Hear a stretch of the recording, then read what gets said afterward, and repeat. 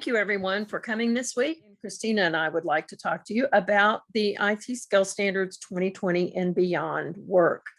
What our grant, the CTC grant, is actually centered around infrastructure and communications.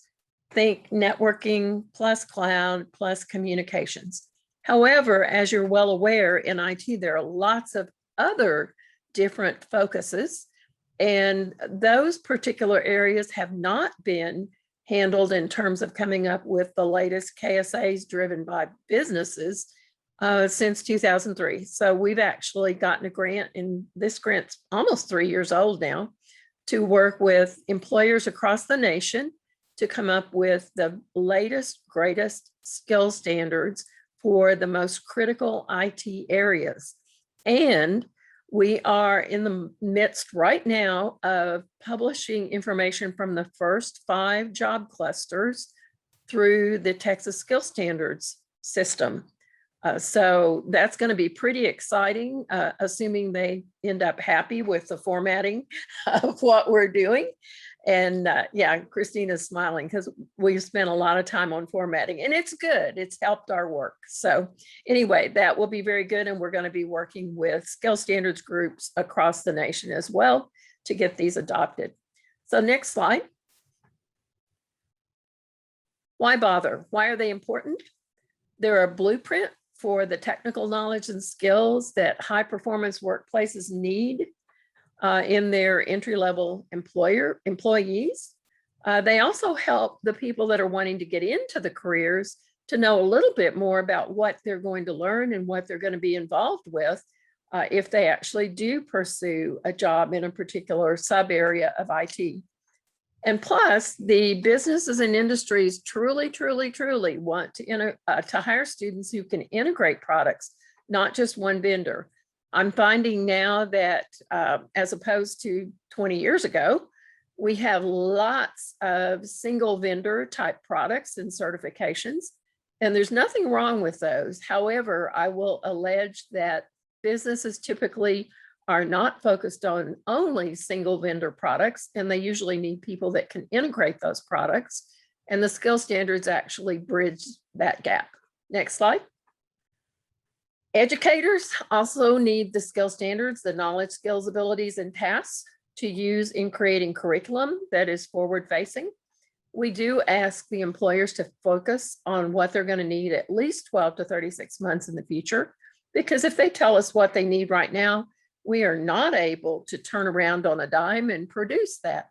So we're having them focus on the future, and the educators will have a little bit of time to integrate what they actually want.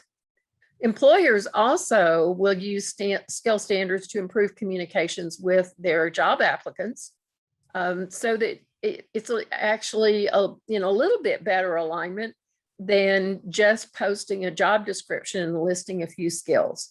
So we're finding that especially the small and medium-sized businesses are very excited about having the up-to-date information. And indeed, they've been very happy to participate in the subject matter expert meetings. Next slide.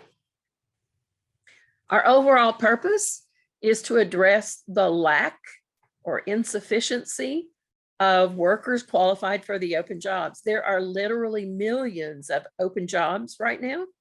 And those open jobs, unless they can be filled with people from our education system and from actually other employers, then they're going to be using an awful lot of H-1B students, and those are foreign students over here, or not even students, foreign workers here on visa to be able to fill the jobs. So our goal is to create a contemporary and future-facing set of skill standards and that will assist both employers and educators. Christina, would you like to take over at this point? Thank you, Anne. So the process that ITSS uses is taken from the CTC's built process. The slight difference is we started with thought leaders. We started with about 98 thought leaders who met with us across 3 or 4 different meetings. They were CTOs, CIOs, and in this meeting, they identified the first 7 job clusters that we've been working with. We then later brought them back And we had them identify the remaining 2 to 3 job clusters or skill sets that we needed to finish out the project.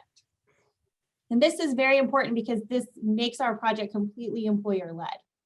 From there, from the identification of the job clusters, we then had job cluster meetings where we brought SMEs focused particularly on each session, such as infrastructure, and we followed the same KSA process that is used for the CTC build. We do average about 20 employers and 20 educators per cluster. Each cluster usually has 2 to 3 meetings held in the various time zones across the United States. After we have those meetings, we then synthesize all of the data from all of the meetings, and we come up with one document. We then take this document back to the SMEs and have them verify. And during the same verification meeting, we have them validate key performance indicators. We've actually now worked with almost 200 different business SMEs for the first 6 job clusters.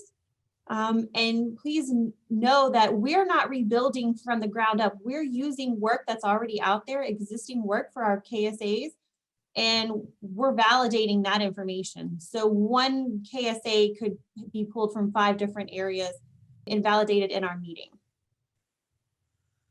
So the business SMEs also not just participate in the job cluster meetings, we have them as help us with the dissemination.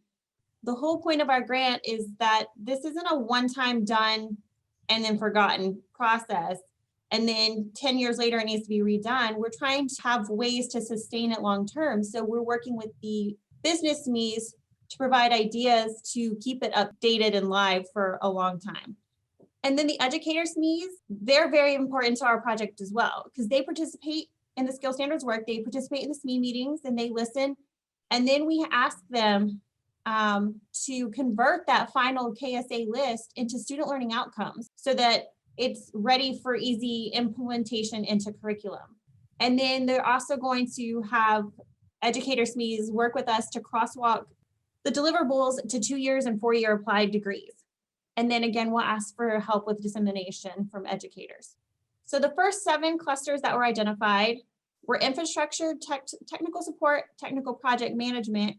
That was originally project management and technical project and program management, but during the SME meetings and the job cluster meetings, they were saying program management is not entry level. So it's technical project management, software development and engineering, data management and engineering, which is kind of like the DBA, data analytics and predictive modeling. And then we had security or cybersecurity, and that has been taken from a cluster and moved to a skill set, which Anne will talk a little bit more later. Anne? Sure. After we met with the thought leaders recently, what we learned from them was that their issues are not specifically with individuals that are not prepared for particular jobs in, for example, data analytics or, I don't know, infrastructure, any of them, so much as it is having individuals in those jobs that are up to date and able to address some of the nuances such as artificial intelligence, machine learning, blockchain, 5G, which we're actually working on right now, that will be integrated into the infrastructure cluster, IoT, IT automation, AR, VR, lots of different skill sets came up, and they really did not want us to be looking at these particular skill sets associated with a given job cluster. For example, there are a few jobs that are out there that say blockchain specialist. It's just blockchain is integrated all the way through lots of different ones of the job clusters. Next slide.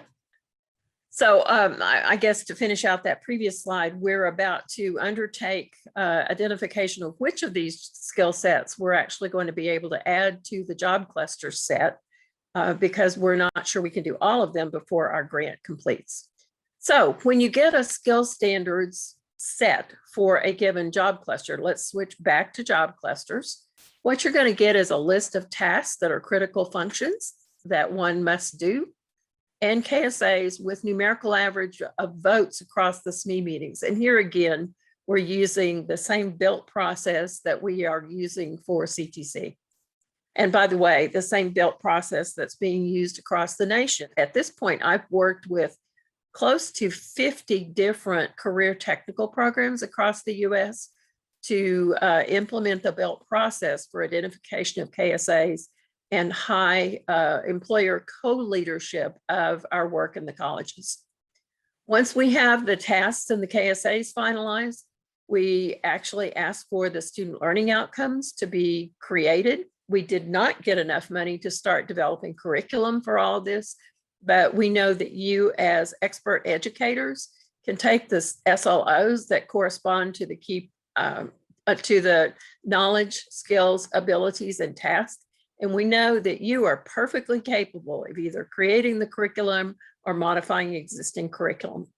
The key performance indicators, again, are created by the employers, and they are basically measures of how good is good enough when one has completed the task.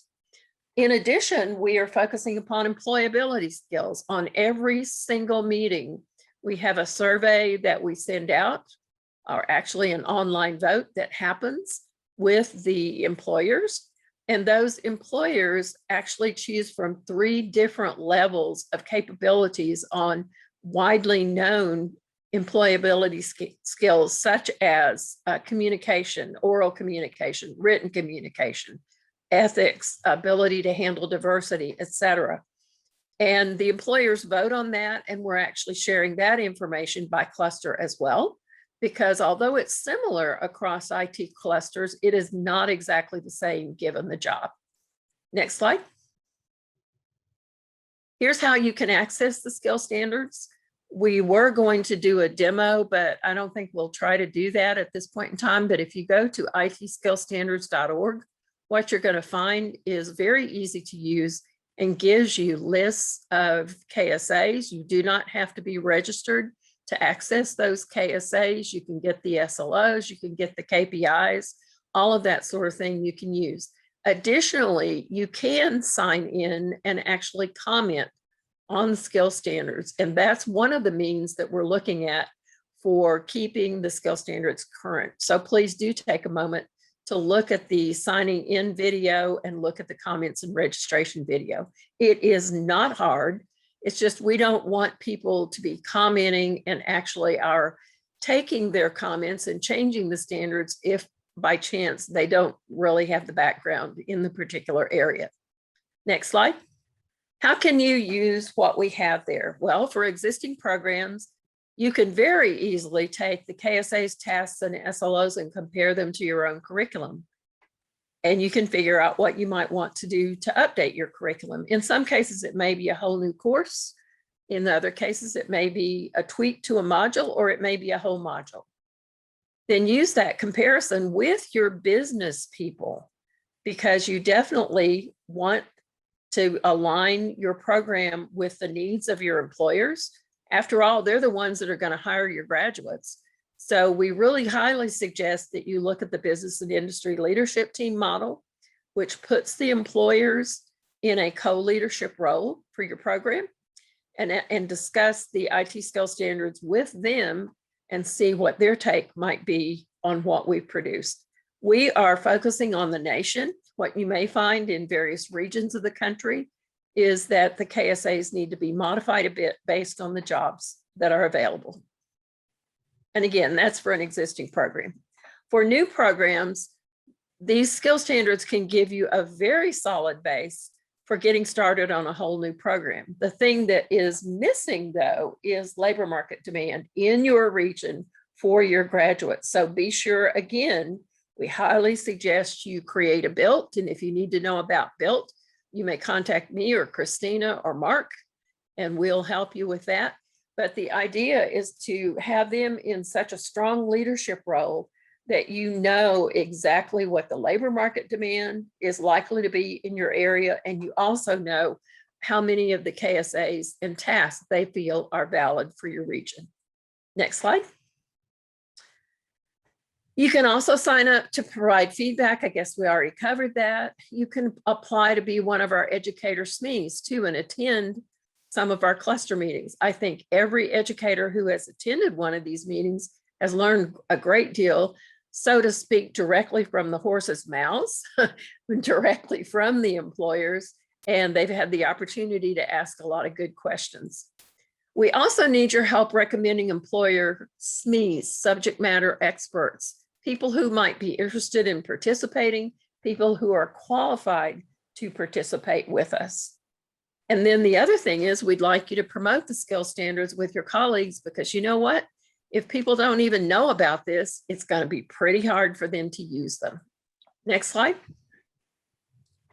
And along those lines, we are holding our first training session on how to use the skill standards on September 17th between 2 and 3 p.m. We thought we would get the summer behind us and get the semester started. If you would like to register for that, please click on the bit.ly when you see the copy. I think we're posting the slides too.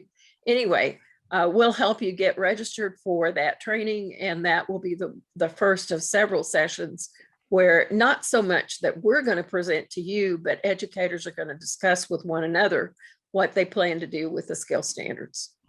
Next slide. That's it. Please contact us if you have any questions. You can